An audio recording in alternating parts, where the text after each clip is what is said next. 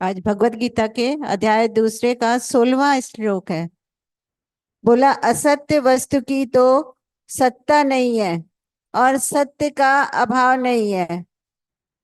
इस प्रकार इन दोनों को का ही तत्व तत्व ज्ञानी पुरुषों द्वारा देखा गया है।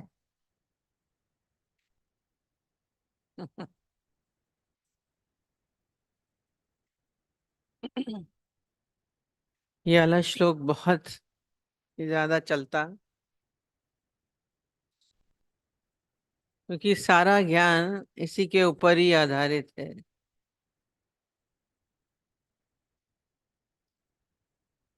लिख रहे हैं, 16वां नंबर है। सत्य और असत्य की चर्चा हो रही है इसमें।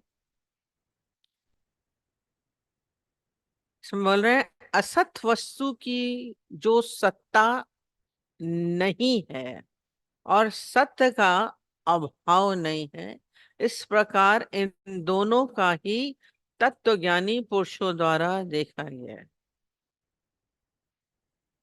आप लोग सत्य और असत्य को क्या समझते हैं? सत्य क्या है, असत्य क्या है? हम्म? हाँ?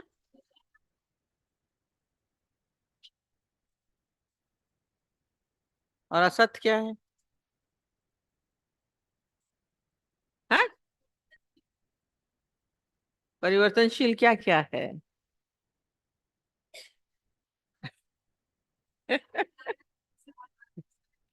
बड़े ज्ञानी हैं सारे के सारे।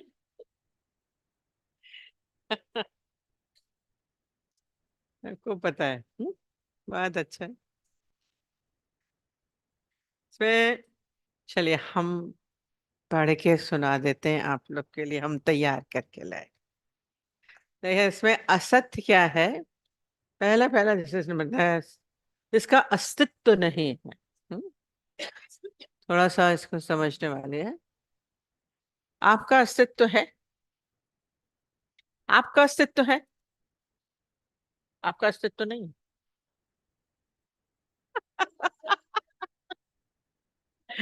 परमात्मा का अस्तित्व है। आप कौन है?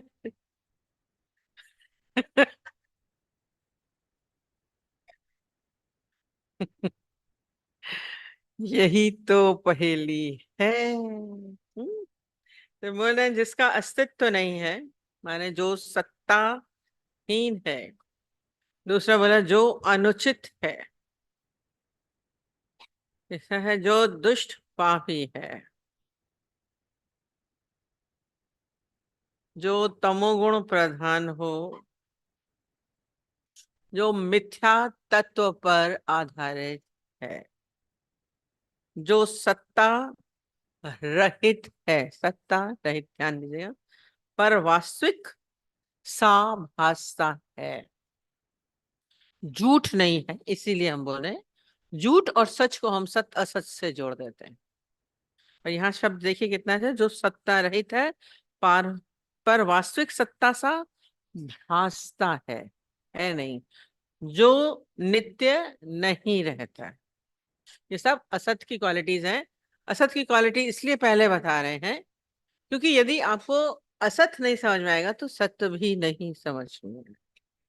सत्य क्या है उससे पहले असत्य को जानना जरूरी है। मिथ्या भाव इजी इजी चीज है। अब हम पहले ही से बता देंगे तो आपको इजी जल्दी समझ में आएगा। इसमें कितनी बार जो रस्सी और सर्प का, पूरा अष्टवक्र में भी यही चला था, रस्सी और सर्प का चला है। तो आप सर्प समझ रहे हैं, जब तक आप सर्प समझेंगे, तब तक आप रस्सी को नहीं समझ सकते, समझ पाएंगे? रस्सी पड़ी है अंधेरे में, आपको सर्प प्रतीत हो रहा है, तो आप सारा समय सर्प सर्प ही करेंगे। पर जिस समय आपको पता चलेगा कि ये सर्प नहीं है, असत्य को समझ जाएंगे, तब सत्य समझ में आता है। इसलिए बोल रहे हैं वास्तविक सा भासता है, जो नित्य नहीं रहता, जिसका प्रभाव निरर्थक है और सत्य क्या है? ये असत का उल्टा है।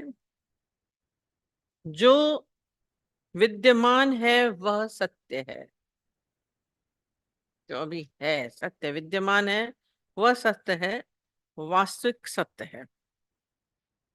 ये परम का ज्ञान सत्य है। अभी इसमें बोला परमात्मा परम है ना, उसको जानना।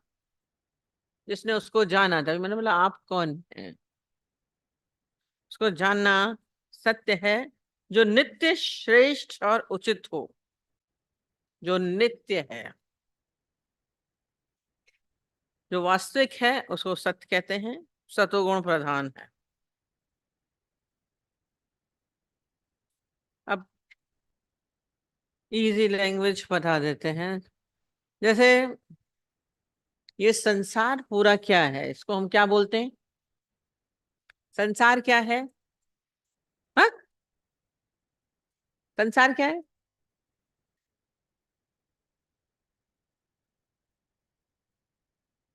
अब पढ़ लिया, ब्रह्म सत्य जगत मिथ्या, है ना। पर मिथ्या को क्या समझते हैं? मिथ्या देखिए लिखता है सत्य का भाव जो बोल रहे हैं। मिथ्या एक झूठ होता है, एक सच होता है ना। झूठ और मिथ्या एक नहीं है। झूठ और मिथ्या को हम बोले कि एक है, तो वो एक नहीं है। अक्सर ये बोलेंगे संसार झूठा है ना? झूठ नहीं, मिथ्या। मिथ्या जो है, झूठ तो कोई वस्तु है, जैसे झूठा सिक्का है ना, झूठी बात है, झूठ है ना। झूठा सोना है, कोई चीज है, वो झूठ है।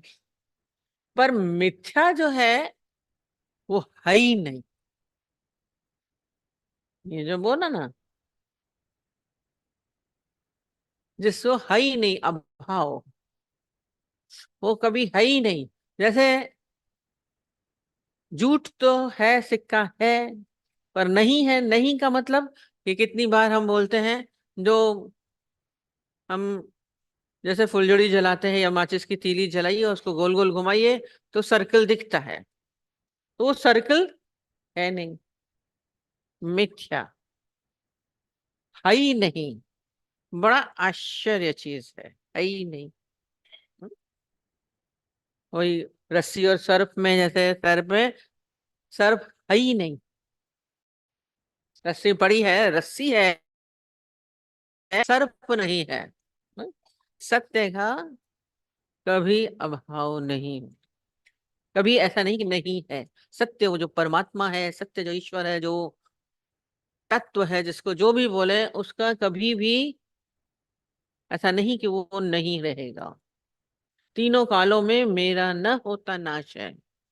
वो सदैव था, है और रहेगा। सत्य सदैव रहता है, और असत्य न पहले था, न अभी है, न बाद में रहेगा। अब बोलेंगे हम तो हैं, हम तो दिख रहे हैं, शरीर दिख रहा है, और शरीर को बोलते हैं नाश है, नाशवान शब्द बोला है। तो जो ये नाशवान है, शरीर जो नाशवान है, वो सत्य नहीं है। इस न होने को नासतो विद्यते। सत्य का जो है कभी नाश नहीं होता है, और असत्य सारा समय नाश है। शरीर नाशवान है बोलते हैं, क्यों? क्योंकि जो कल था नहीं, तीनों कालों में मेरा न होता नाश है सुनते हैं, तो तीनों कालों में किसका नाश नहीं होता है? वो सत्य है। अब हम बोल रहे हैं हम तो सत्य हैं, हम तो दिख रहे हैं, बड़ी पहेली लगती। पर आप पहले भी नहीं थे, बाद में भी नहीं होंगे, इतना तो हम समझ जाते हैं। पर अभी भी नहीं है, ये अंदर में नहीं मानता है। अभी तो है, कैसे नहीं है? कैसे नहीं है बोल रहे? हाँ, बोले नहीं है। एक क्षण जो पहले थे वो अभी नहीं है। हमारा पूरा अंदर वाला बदल जाता है, एक क्षण में पूरा बदल जाता है। पता नहीं चलता है। श्वास जो अभी आपने ली वो निकली तो क्या बन गई दूसरी। कितनी देर लगती श्वास लेने में निकालने में। ली ऑक्सीजन, निकाली ना, ऑक्सीजन तो गई।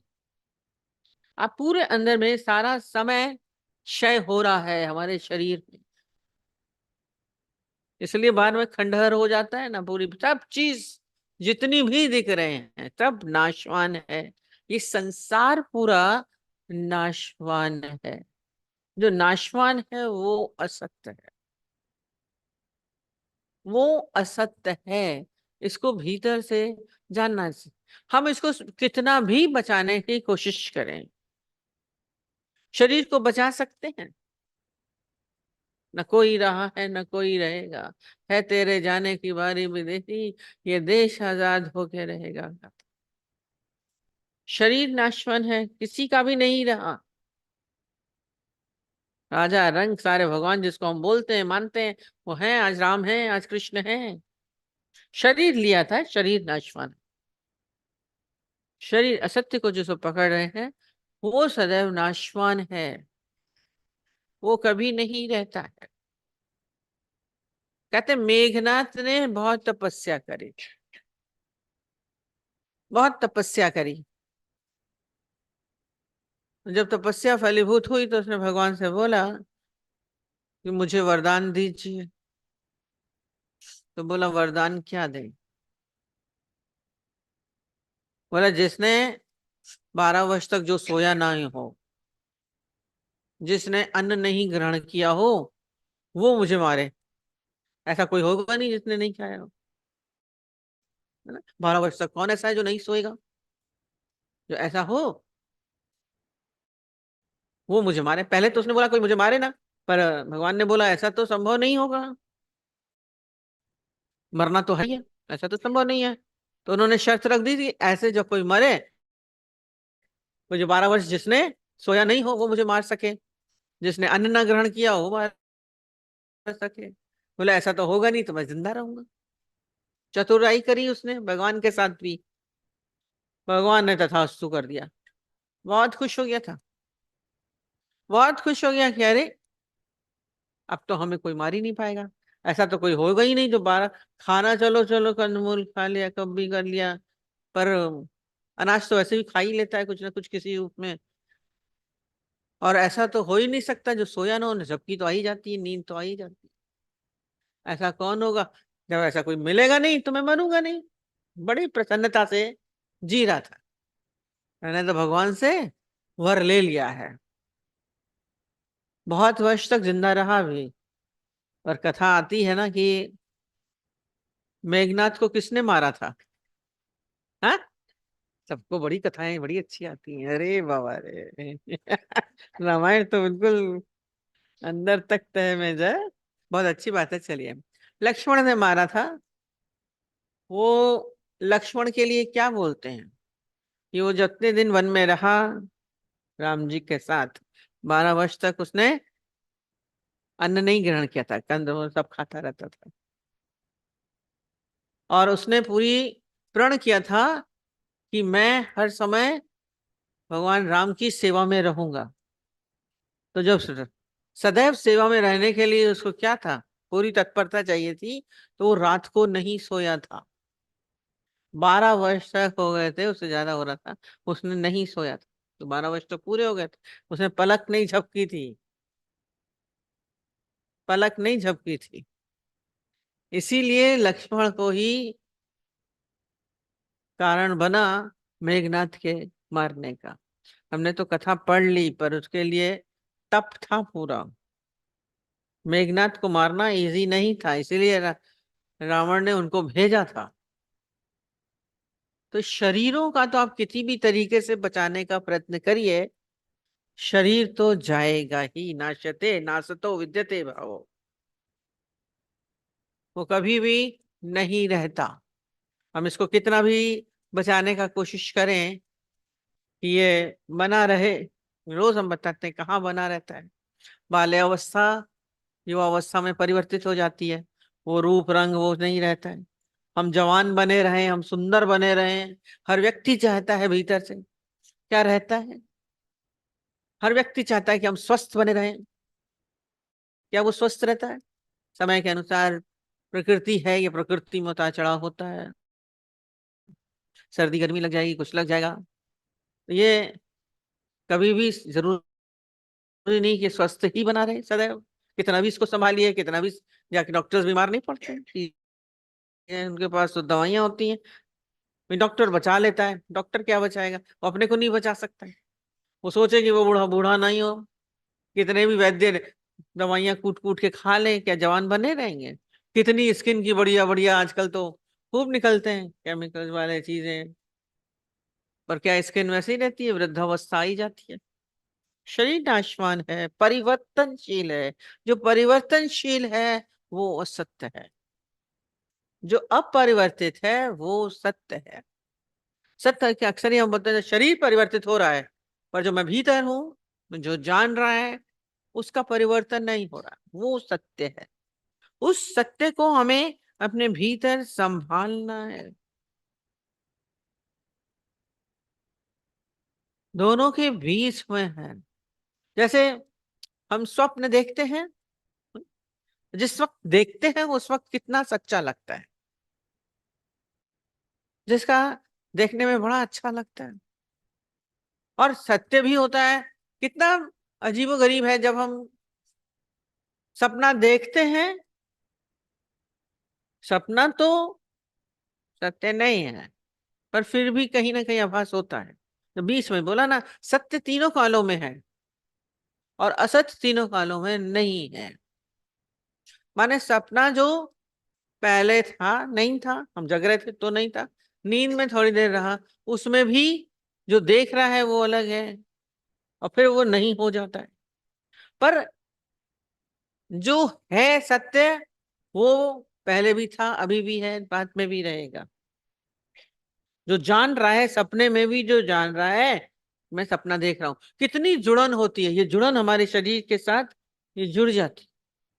सपना आप देख रहे हैं, आपने कोई घबराने वाला सपना देखा, डर का सपना देखा, तो आपकी सत्य में चीख निकल जाती है या पसीने आ जाते हैं। ये बीच की अवस्था में कौन जाग रहा?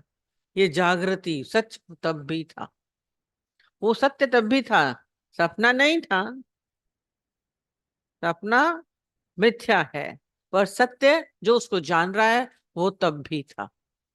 ये स्थिति बड़ी अजीब है, अभाव नहीं होता है। सत्य का कभी भी अभाव नहीं होता है, वो सदैव था, है और रहेगा, तीनों काल। भूतकाल में भी है, वर्तमान में भी है, भविष्य में भी रहेगा। ये तीन काल बोलते हैं। काल वो नहीं कि मरने वाला, तीन काल। समय, समय परिवर्तित होता है, पर वो सदैव उसमें एक रस है। शरीर में सारा समय नाश होता रहता है। हमारे भीतर बहुत सारे सेल हैं, वो सारा समय नष्ट होते रहते हैं, पर उन नष्ट होने में कौन है? हमारा सारा समय दिमाग कहाँ रहता है? वाह्य अवस्था में। शरीर को हम सच मान के बैठे हैं, मैं हूं, मैं हूं, पर ये क्या है? ये नाशवान है, तो क्या है? नहीं है, असत नहीं है। बोला सत्य ऐसा नहीं है कि नहीं होगा, सदैव रहेगा, असत नहीं है। पर हम इसी को ही सत्य मान के चलते हैं, यही अज्ञानता है। केवल ज्ञानी जानता है कि ये सब कुछ मिथ्या है। मिथ्या करके जानना, जब आप मिथ्या करके जानेंगे, तो फिर आपको कुछ भी गम नहीं होगा, पीड़ा नहीं होगी, दुख नहीं होगा। और यदि सच मानेंगे तो सुखी भी होंगे, दुखी भी होंगे, दोनों चलेंगे। तो ज्ञानी सदैव क्या रहता है? सत्य अवस्था में रहता है। ये वह बाह्य आकारों में शरीर के साथ नहीं जुड़ता है।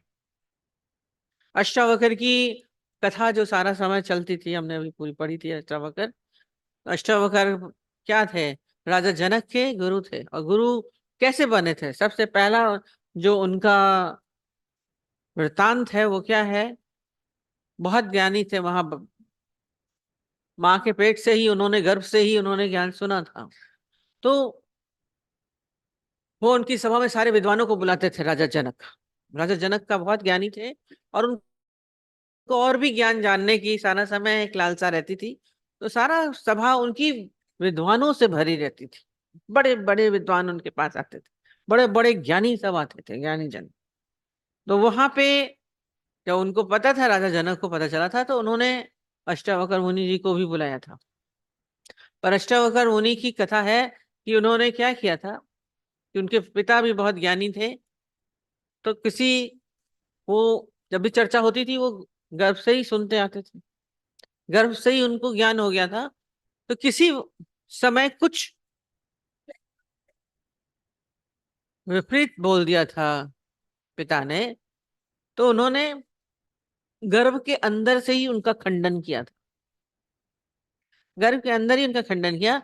तो उनको पिता को गुस्सा लगी, तो उन्होंने क्या बोला था कि जब तुम पैदा होगा तो तेरे शरीर में 8 वक्र होंगे। अपने ही बच्चे के लिए बोल दिया, बताइए। तो उनका शरीर 8 जगह से मुड़ा। कैसा? हाथ अलग, कमर अलग, पैर अलग, मुड़ा हुआ होता है जरा सा भी। तो वो वैसा पैदा हुए थे अष्टावक्र, इसीलिए उनका नाम बचा रखा गया था अष्टावक्र। वक्र थे उसके, उनके शरीर में 8 वक्र थे। पर ज्ञानी बहुत थे, बहुत ज्ञानी होने के कारण हर जगह उनकी चर्चा थी। तो वो जब वहां जैसे ही सभा में बुलाया गया था कि ज्ञानी है, तो गए। तो जैसे ही वो वहां पहुंचे, तो आप ऐसे किसी व्यक्ति को देखें अजीब टेढ़ा मेढ़ा चलता हुआ कैसा, तो कि जैसे ही उसने प्रवेश किया सभा में, तो सारे जितने ज्ञानी जन बैठे थे, पंडित बैठे थे, बड़ी सभा लगी हुई थी पंडितों की, उनको देख के एकदम से उनको सबको हंसी आ गई। सारे मिलके एक दूसरे को देख देख के, उनको देख देख के हंसने लगे। तो जैसे ही अष्टावक्र मुनि ने सबको देखा कि सब हंस रहे, वो हंस रहे थे, उससे ज्यादा तेज ठहाका फिर अष्टावक्र जी ने लगाया, बहुत तेज। अब जब वो इतना तेज ठहाका लगा, तो सब चुप हो गए। अभी तो वो हंस रहे थे, आप किसी के ऊपर हंसी और वो हंसने लगे। अक्सर ही आप किसी को हंसेंगे तो वो दूसरा क्या हो जाता है, शर्म में आ जाता है, मुंह नीचे कर लेता है, या क्रोध करता है, कुछ विपरीत बोलता है। पर यहाँ उल्टा हुआ, वो उससे जोर से हंसने लगे, उससे भी ज्यादा। जब इतनी जोर से हंसा, तो सारे लोग जब चुप हो गए, सभा बिल्कुल पिन ड्रॉप साइलेंस हो गया उनके सभा में। एकदम से राजा जनक को बड़ा अजीब सा लगा कि सभा में ये क्या हो गया। भाई जिसके सभा बुलाई हो, तो ये तो जैसे एक अपमान हो गया ना।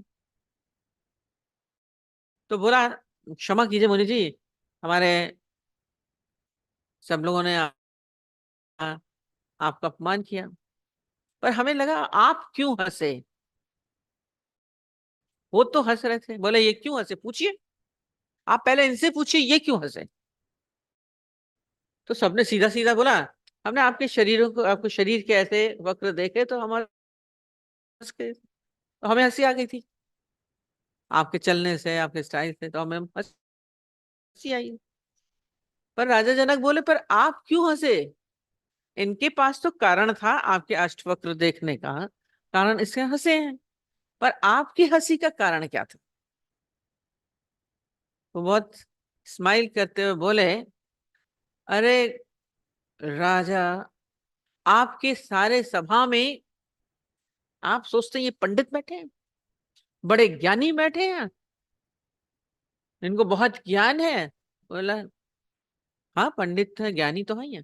बोले, ये कोई भी पंडित नहीं बैठा है, कोई भी ब्राह्मण नहीं है, कोई भी पंडित नहीं है, कोई भी ज्ञानी नहीं है, सब के सब चौंक गए।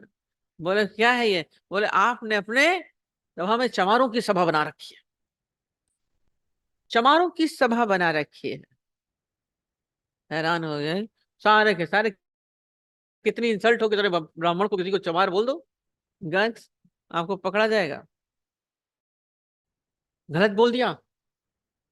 सबके चेहरे क्रोध से तमतमा गए थे, ये क्या बोल दिया। पूरी कथा बहुत बड़ी है ये वाली। कहते हैं जब उन्होंने बोला चमार है, तो खुद राजा जनक को भी आश्चर्य हुआ। बोले सब ये पंडित ब्राह्मण, आप इनको चमार बोल रहे हैं, हम चमारों को बुलाएंगे, चमारों को अपनी सभा में बुलाएंगे, उनका काम जो है उनको दिया जाएगा, और ये आपको कहां से चमार देख रहे हैं? बोले चमार हैं। बोला कैसे बोल रहे हैं? कोई तो आप भी विद्वान हैं, आप ये कोई शब्द निरर्थक नहीं हो सकते, आप जो भी बोलेंगे वो सही बोलेंगे, पर क्यों बोल रहे हैं आप? तो बोला आपको पता नहीं चलता है? कहते हैं क्या? कहते कभी आपने चमार को देखा है?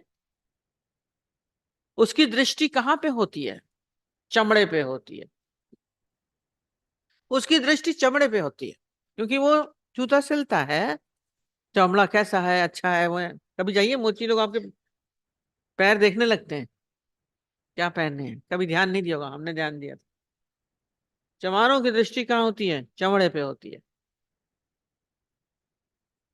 तो बोला आप चमार और चमड़े से क्या मतलब? बोले जैसे चमार की दृष्टि खाली चमड़े पे होती है, ऐसे ही आपके जो भी यहाँ समझे हैं, उनकी कहाँ जा रही है? मेरे इस चम पे जा रही है, शरीर पे। चमड़ा तो है ही है, ऊपर क्या है? चमड़ी बोलते हैं चमाड़।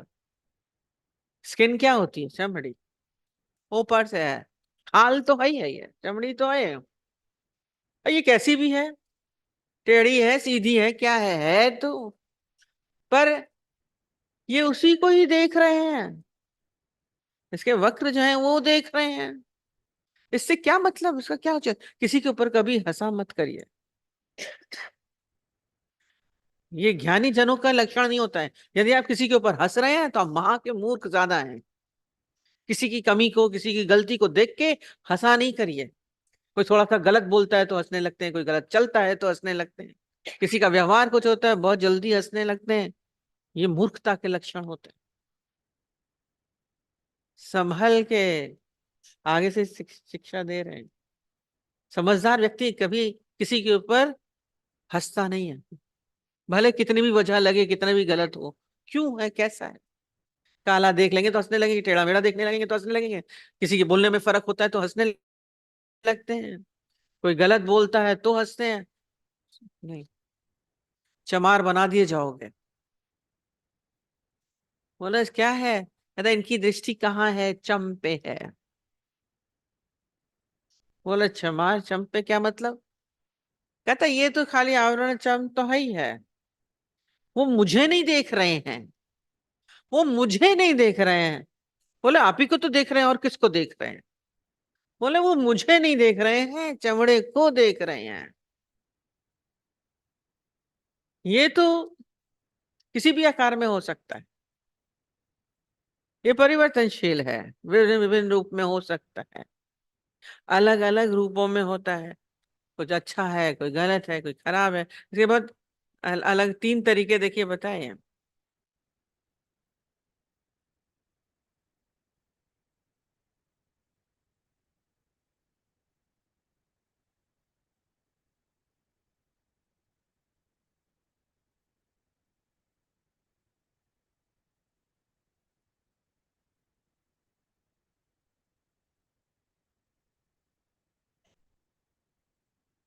पहली अवस्था होती है यानी कि ज्योति स्वरूप है। हमारा जो सत्य है वो कैसा है? ज्योति के समान चमकता हुआ है। ज्ञानी का चेहरा भी इसलिए चमकता हुआ दिखता है, उसमें परिवर्तन नहीं होता। एक रस अवस्था, एक रस अवस्था ये ज्ञानी की है। शरीर देखिए परिवर्तनशील है, पर जो भीतर है ज्योति स्वरूप, वो कभी भी उसमें परिवर्तन नहीं आता है। हमारे अंदर भीतर वाला, अब देखिए आप में परिवर्तन आया, बचपन से जवानी तक आप एक ही हैं, अब परिवर्तनशील। हमारे अंदर उस एक रस अवस्था को हम नहीं देखते हैं।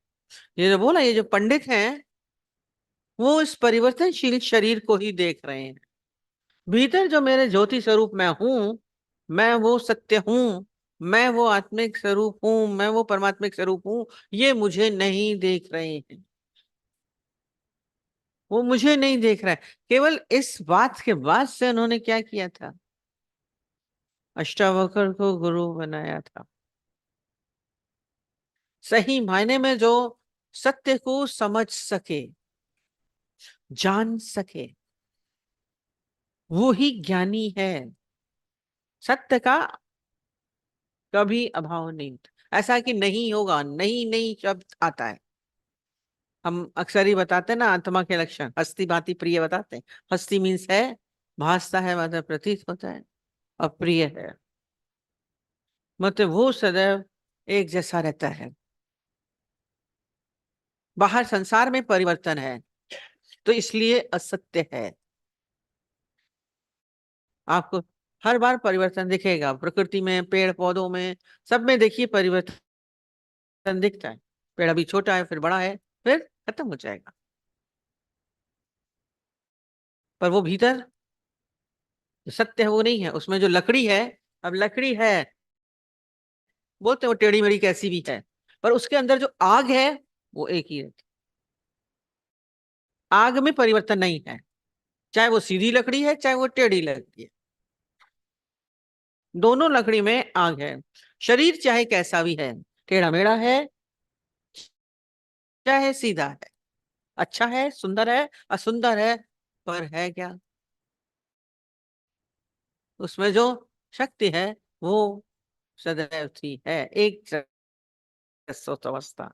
ज्ञानी इसी में ही रहता है, समाधि सम अवस्था, जो इस शरीर के साथ जुड़ता नहीं, हर समय उसी में ही स्थित रहता है। हम कभी शरीर के भाव में आ जाते हैं, कभी आत्मा के भाव में। ज्ञान सुन लेते हैं, नहीं नहीं मैं आत्मा हूं, थोड़ी देर में आपका क्या अंदर रहता था, फिर बदल जाता है, फिर आप शरीर जीव भाव में आ गए, शरीर के भाव में आ गए। तो जो परिवर्तन हो रहा है जिसमें, उससे ज्ञानी जुड़ता नहीं है। किसी भी चीज से जिसमें भी परिवर्तन हो रहा है, शरीर में परिवर्तन हो रहा है, संसार में परिवर्तन हो रहा है, वस्तुओं में परिवर्तन हो रहा है। नोट सारे चले गए, बदल गए, परिवर्तन हो गया, तो यूज भी नहीं आए, है तो वही कागज सब कुछ, पर परिवर्तित हो गया। ये परिवर्तन जो है, इसका कभी क्या होता है, ये नाश हो जाता है। नाशवान चीज को, उसका क्या हो जाता है, अभाव हो गया। अब 2000 के नोट का अभाव होने लगा, है ना, हो गया। अब हम फिर नहीं यूज करेंगे, अभाव हो गया। भले कितना ही अच्छे थे, कितना ही बढ़िया था, पर अभाव हो गया। वस्तुओं का अभाव, तो वो क्या है, वो असत्य है। दोनों एक जैसा लगता है, प्रतीत होता है। अब सर्प और रस्सी एक जैसे लगते हैं, सीप में चांदी एक जैसी लगती है, पर चांदी नहीं होती ना। पर ये क्या है, ये जो भी असत्य है वो किसके वजह से है, सत्य के कारण ही प्रतीत होता है। जैसे हमारा प्रतिबिंब जो है, हम दर्पण में देखते हैं, दर्पण में जो हम प्रतिबिंब देखते हैं वो सत्य होता है। आप अपने को देखेंगे, भले आप बोलेंगे मैं हूं, ये दर्पण में मैं हूं, पर वो मिरर में आप हैं, आप नहीं है, माने उसका आपका अभाव है। पर उसमें दिख जो रहा है वो किसके कारण दिख रहा है, आप सत्य हैं, आपकी वजह से मिरर में दिख रहा है, दर्पण में आप देख रहे हैं। आप नहीं होते तो दर्पण में छवि नहीं होती। प्रतिबिंब वो क्या है, प्रतिबिंब है, पर किसके आधार पे है, सत्य के आधार पे ही होता है। रस्सी में सर्प दिख रहा है, सर्प नहीं है, पर रस्सी है तभी सर्प दिख रहा है। तो ये मिथ्या है, मतलब है भी नहीं, पर जो दिख रहा है वो किसके, ये सारा जितना भी संसार है वो सत्य परमात्मा के आधार पे ही आधारित है। यदि वो नहीं होता, सत्य नहीं होता, तो असत्य भी नहीं होता।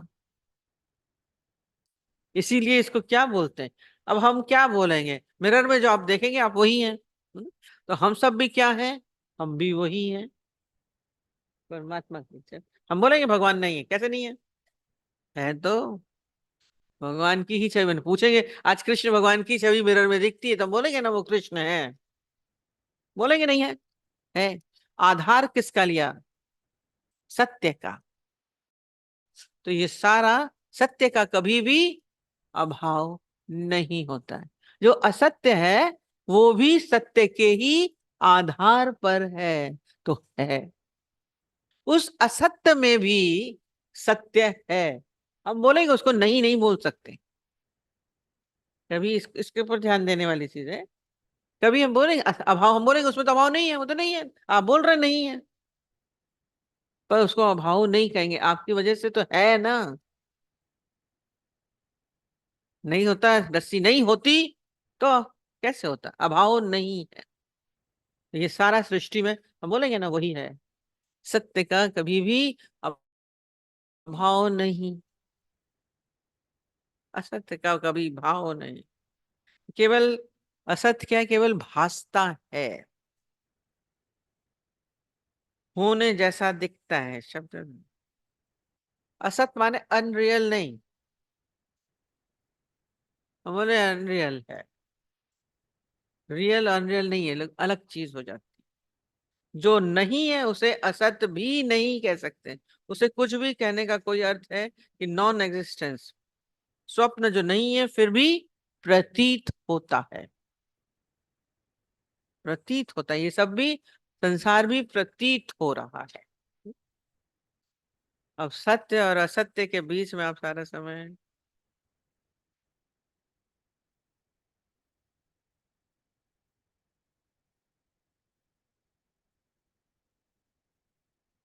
असत्य और असत्य में ही पूरा चला गया।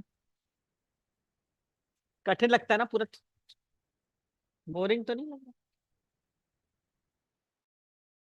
समझना तो पड़ेगा ही। गीता उठाइए तो समझिएगा। अब मिथ्या जानेंगे तो कोई पीड़ा नहीं रहेगी आपके भीतर। जब तक वो सच मान रहा था तो सर्प से घबरा रहा था, है ना। अंधेरे में सर्प दिखेगा तो आप घबराओगे, कितनी देर भी, पर जैसे ही रस्सी जाना है, घबराहट खत्म। तो संसार में फिर दुख की समाप्ति हो जाती है। सत्य को जानते ही आपका भय, दुख, पीड़ा सब समाप्त हो जाती है। इस भाव को जानते ही सारा समय, इसीलिए दादाजी सारा समय यही बात दोहराते रहते, ब्रह्म सत्य, जगत मिथ्या। ब्रह्म कौन है, जो हम भीतर जो जान रहा है वो ब्रह्म, और बाकी ये सारा जगत इस शरीर समेत पूरा मिथ्या है। आश्चर्य है, पर जो दिखता है वो है नहीं, जो नहीं दिखता है वो है।